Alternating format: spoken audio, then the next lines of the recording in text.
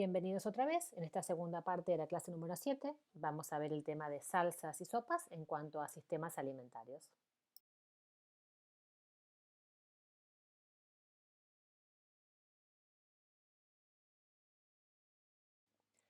Las salsas son sistemas alimentarios que se realizan con variedad de alimentos y condimentos, dando origen a un número de variantes que se utilizan para cambiar la presentación, el sabor, el aroma y el valor nutricional de numerosas preparaciones, permitiendo de esta forma ofrecer diferentes presentaciones para un mismo alimento o un plato, y evitar así de esta forma la monotonía.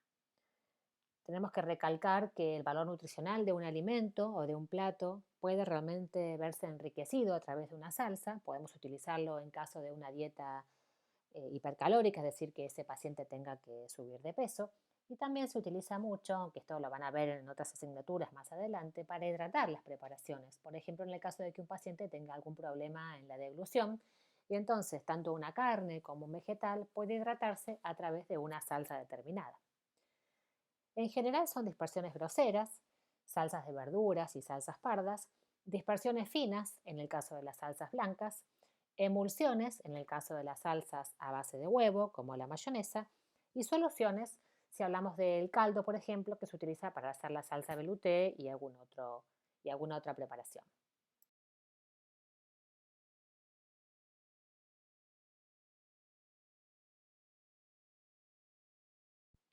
Entre sus componentes básicos figuran la fase líquida y el agente de espesamiento. En cuanto a la fase líquida, podemos hablar de alimentos como leche, aceites, caldos, fondos, esencias o glacés, pero en definitiva la fase continua siempre es el agua. El caldo es una fase acuosa, por ejemplo, que resulta de la cocción prolongada de diversos alimentos en agua, como carnes, vegetales o frutas, incorporándose al agua de cocción sustancias hidrosolubles de los alimentos utilizados, brindando olor, sabor y color al medio de cocción.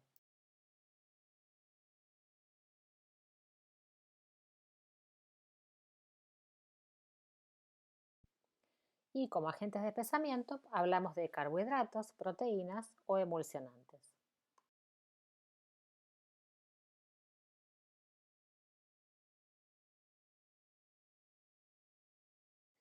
Entonces dijimos que en cuanto a la fase líquida podemos hablar de fondos, esencias o glacé.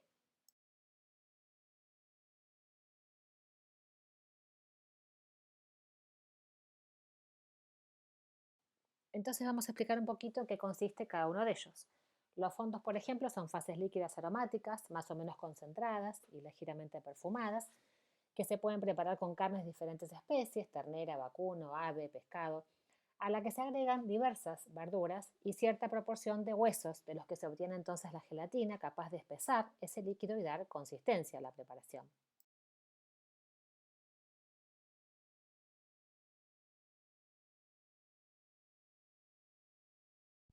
Y tenemos diferentes tipos de fondos. Los fondos claros, que se elaboran con carnes de ave, ternera, vacuno, con cebolla, zanahoria, puerro, perejil, hierbas aromáticas, partiendo de agua fría y con el agregado de sal. Y en el momento que llega a ebullición se continúa la cocción a fuego lento, debiendo espumarse y desgrasarse, y luego filtrarse para obtener un producto homogéneo. En el caso de los fondos oscuros el procedimiento es igual al anterior, pero comienza con un dorado inicial de la carne y las hortalizas, generalmente en el horno, para obtener productos de tostación que formarán parte de la fase líquida aportando color, marrón oscuro y también aroma. Los más comunes son los de carne vacuna. Y en el caso de los fondos tipo fumet, se compone de hortalizas finamente cortadas como puerro, zanahoria, perejil, tomillo, cebollas, espinas y restos de pescado, obteniéndose de la misma forma que el fondo claro en tiempo un poco más reducido.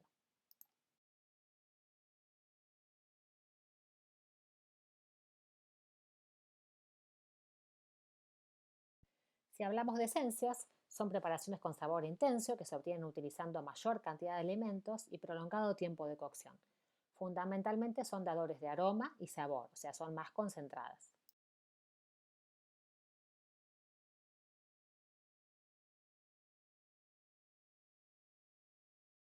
En el caso del glacé es un fondo oscuro, reducido y concentrado, de aspecto gelatinoso, oscuro y brillante.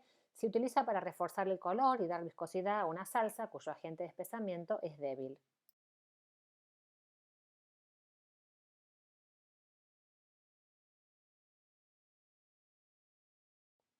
Cuando hablamos de agentes de espesamiento, hablamos, por ejemplo, de carbohidratos, como polisacáridos, como el almidón, de trigo o de maíz, que producen espesamiento por el fenómeno de gelatinización, proteínas, generalmente hidrolizadas y gelificadas, como la gelatina, o emulsionantes, que son proteínas que, como en el caso de la yema de huevo, actúan estabilizando y emulsionando las salsas.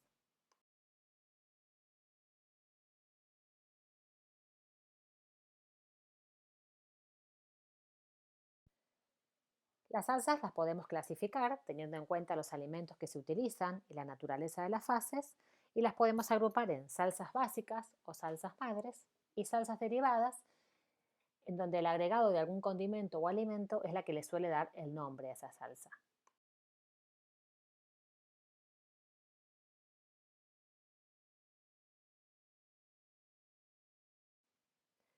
Entonces, si hablamos de las salsas madres, encontramos las salsas blancas, las pardas, las a base de huevo y las salsas de verduras. En el caso de las salsas blancas, el agente de espesamiento es el RUX, que está compuesto por harina y un lípido, como por ejemplo la manteca, que son sometidos a calor y posteriormente dispersados en la fase líquida. Si esta fase líquida es leche, la salsa se denomina bechamel, y si esa fase líquida es caldo, se denomina salsa velouté. En el caso de las salsas pardas, la base son los fondos de ternera, siendo las salsas base la demi-glace y la italiana, y en este grupo se incluyen también otras salsas como la salsa estofado y la salsa boloñesa, que no llevan fondos como base, pero al tener carne en su constitución se agrupan en esta clasificación. En cuanto a las salsas a base de huevo, decimos que son emulsiones, pueden ser frías o calientes, frías como el caso de la mayonesa, que está compuesta por yema de huevo, aceite y vinagre o jugo de limón, o calientes como la salsa holandesa, que está compuesta por yema, manteca fundida y vinagre. Y por último tenemos salsas de verduras que pueden ser frías o calientes. Dentro de las frías encontramos la vinagreta y la criolla, y dentro de las calientes la de tomate, la con casé de tomate triturado o fileto, la portuguesa y la criolla.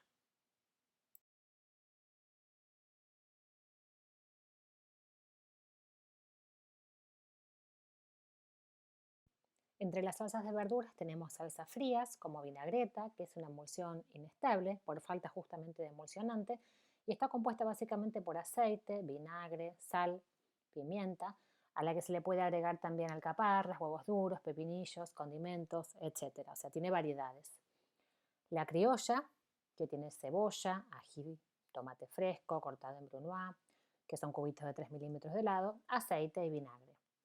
Y entre las salsas de verduras calientes tenemos la de tomate, compuesta por cebolla, zanahoria, ajo, manteca y tomate fresco o conserva de tomate, con casé o de tomate triturado o fileto, que lleva tomate fresco, ajo, condimentos y aceite, la portuguesa, que está compuesta por cebolla, ají y tomate cortados en juliana, que son tiras delgadas y largas, aceite y condimentos, y la criolla, que es igual a la portuguesa, pero el corte es de jardinera, que son cubos de 8 milímetros de lado aproximadamente.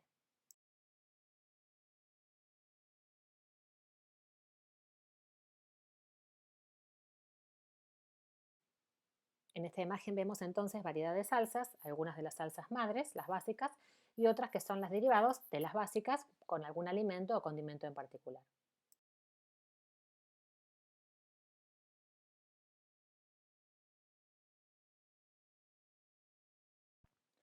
Y si hablamos de sopas, decimos que son sistemas alimentarios que datan de tiempos remotos. Su origen ha sido la necesidad de ablandar con agua hirviendo los alimentos que eran más duros o que no se podían masticar en crudo. Desde el punto de vista físico-químico son dispersiones coloidales y también suspensiones. Cuando se incorporan al caldo original los ingredientes que dan nombre a la sopa durante el proceso de cocción, va variando su nombre en cuanto a sopa de fideos, sopa de verduras, de choclo, etc.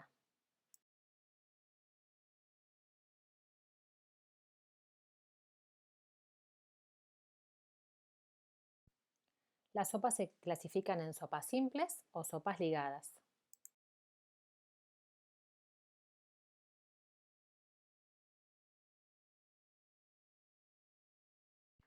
Las sopas simples se obtienen de la cocción de vegetales, cereales y legumbres o sus derivados en caldo. Los más utilizados son arroz, avena arrollada, fideos finos, harinas finas como semolín, sémola o tapioca, trigo entero o triturado y harina de legumbres.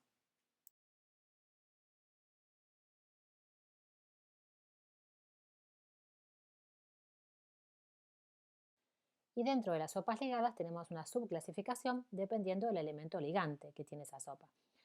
Podemos hablar de las sopas puré o las sopas crema. En el caso de las sopas puré, suelen ser de vegetales acuosos, en cuyo caso se utiliza puré de papas para unir y dar consistencia, o se usan otros vegetales suculentos o legumbres. Y en las sopas cremas, la base es el RUX, que acuérdense que está compuesto por una harina y un lípido, que puede ser manteca o aceite, al que se incorpora luego un caldo, leche, etcétera, y crema de leche al final de la preparación. Se pueden utilizar la mayor parte de los vegetales, excepto los feculentos.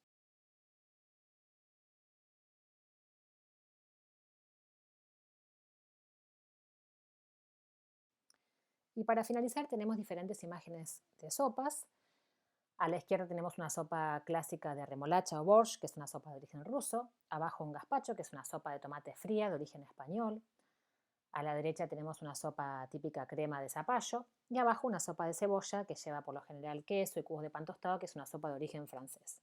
Hay infinidad de sopas con variedad de ingredientes. En nuestro caso en Argentina usamos siempre el arroz o la avena o fideos de diferentes tipos como municiones, letras o cabello de ángel. Bueno, la idea era resaltar un poco la importancia de la sopa, ya sea como un plato de entrada o plato único para ese paciente, y saber que podemos desde el punto de vista nutricional o bien enriquecerlo o prepararlo de una forma más liviana, más light, depende sea el objetivo, de acuerdo al objetivo que tengamos en el tratamiento con ese paciente.